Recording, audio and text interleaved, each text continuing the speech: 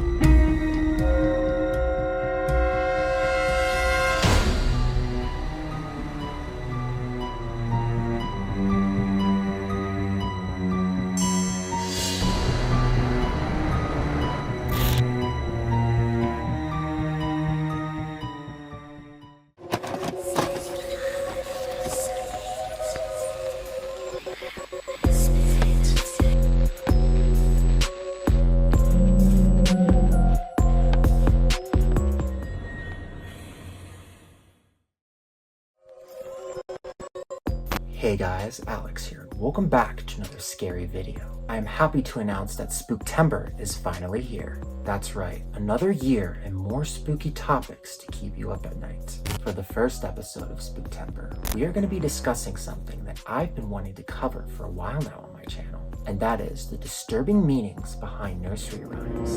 If you're interested, then keep on watching. Now, we did a video similar to this back in 2023, where we talked about the creepy origins of fairy tales. And of course, if you guys want to see that video, it is linked down in the description below. So I guess you could say this is a continuation of my disturbing meanings behind blank series. Anyways guys, without further ado, let's begin.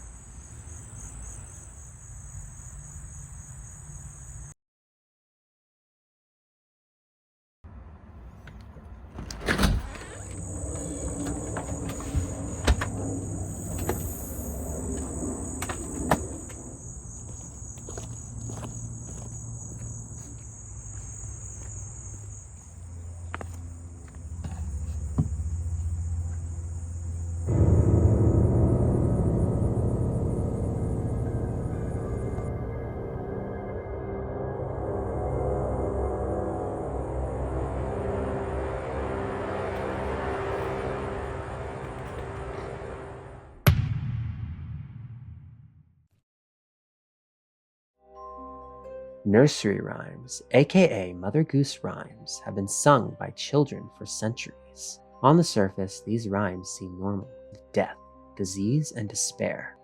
Now, all of you watching probably already know what nursery rhymes are. But just in case, a nursery rhyme is described as short verses and songs. They are traditional poems for children in Britain and other European countries from the late 18th to early 19th century. Behind these innocent little rhymes, there are disturbing undertones hidden behind a jolly tune. And we're going to be going over a few of those in this video, starting with a well-known one.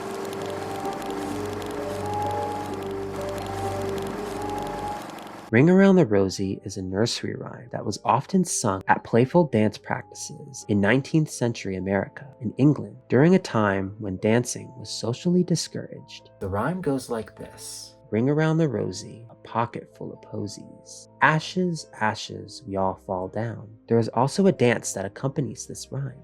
It is performed with a group of people holding hands while skipping in a circle, with the dance ending with everyone falling down to the ground. Now, this song sounds very playful, but when you really think about it and really analyze the lyrics, it isn't the innocent, sweet song you once thought. Did you know that Ring Around the Rosie is actually about the Black Plague? Here's a quick refresher on what that is. The Black Plague, also known as the Black Death, was a pandemic that terrorized Europe from 1347 to 1351. Now, you might have seen these masks before. They were actually worn by doctors back in the day to help protect themselves from the plague. With this and all the other rhymes, I'll be explaining what each verse means.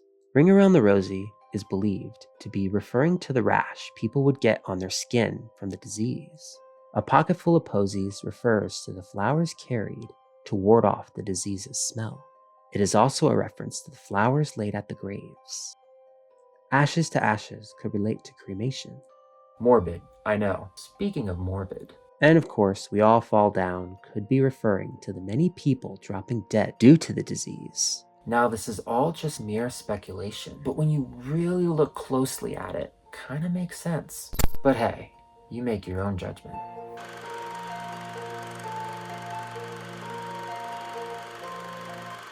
Jack and Jill is a nursery rhyme that you may be familiar with. It originated back in the 18th century with the earliest version of the rhyme in a reprint of John Newbery's Mother Goose's Melody. It is thought to have been first published in London around 1765, but many different variations were created around the 19th century. The rhyme goes like this. Jack and Jill went up the hill to fetch a pail of water. Jack fell down and broke his crown, and Jill came tumbling after. There are many different interpretations of this rhyme. Some historians think that this nursery rhyme is a metaphor for the French Revolution. This was one of the most popular interpretations. In this interpretation, Jack represents King Louis XVI of France, and Jill represents Queen Marie Antoinette. Let them eat cake! The story of Jack and Jill is said to be about the execution of King Louis and Marie Antoinette, which occurred back in 1793 during the Reign of Terror of France. Jack and Jill went up the hill represents the steps leading up to the guillotine.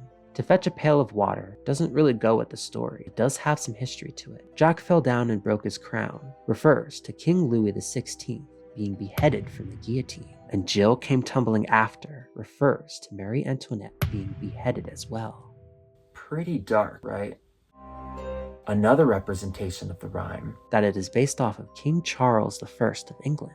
Basically, in 1625, King Charles wanted to raise taxes on liquid measures to make him wealthier. This, of course, was rejected by the Parliament, but then he declared that the volume of Jack, which was originally approximately a quarter pint, will be lowered without raising the tax. So that was where the name Jack came from in the nursery rhyme.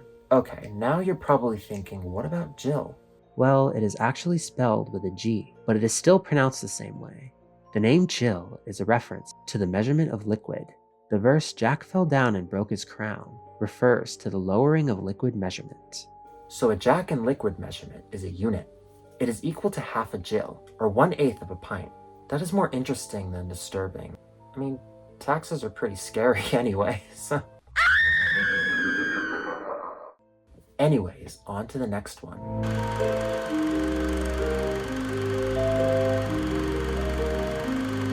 Mary, Mary, Quite Contrary is a nursery rhyme that originated in the 18th century. The first printed version of the rhyme appeared in a songbook in 1744.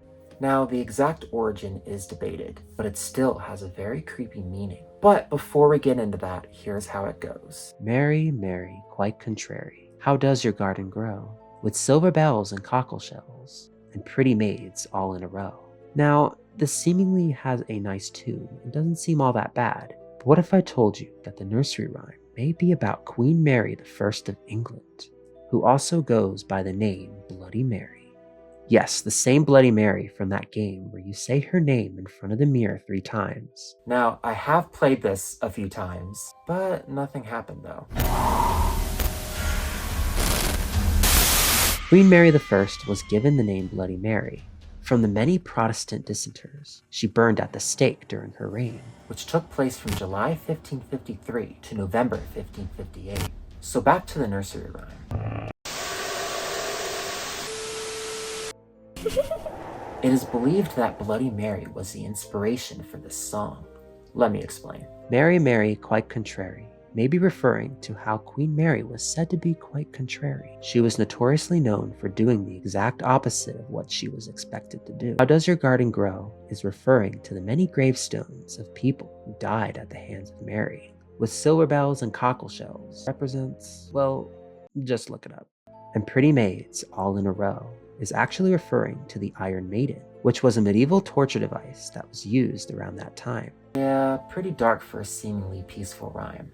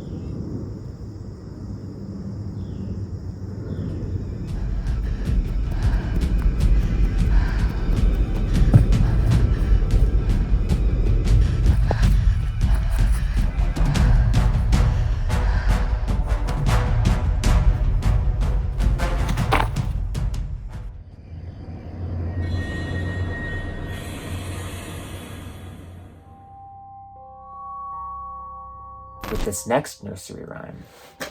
Oh. Whoa.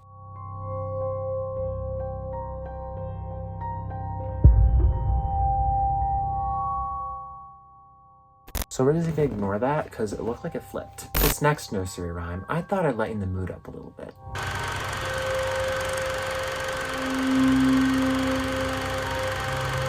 Twinkle, Twinkle, Little Star is a song that everyone knows. It is supposed to be this peaceful song to help put you to sleep. But some people, including me, believe that the rhyme isn't actually talking about a star. Hear me out. So, the rhyme goes like this. Twinkle, twinkle, little star, how I wonder what you are. Up above the world so high, like a diamond in the sky. Twinkle, twinkle, little star, how I wonder what you are. Now, did you notice anything strange about that song? No? Well, look at the lyrics closely. Yeah, it says, how I wonder what you are. Now, if they knew it was a star, then why would they be wondering what it is? Well, it is believed to be referring to UAP, formerly known as a UFO.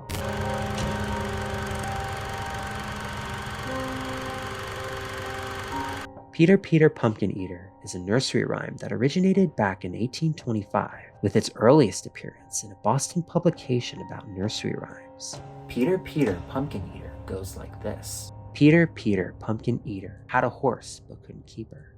He put her in a pumpkin shell, and there he kept her very well.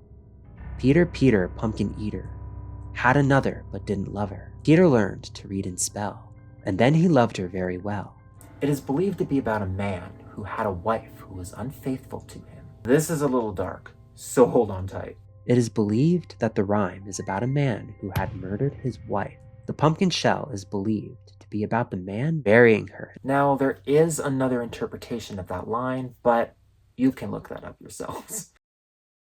Anyways guys, that is unfortunately all the time we have for this video. Now if you guys enjoyed the first episode of Spooktember, then give this video a spooky thumbs up. And also consider subscribing to my channel for more Spooktember. And stay tuned for the next episode, which is gonna be on Phenomena. Anyways, with all that being said, I've been your host Alex LaBaw.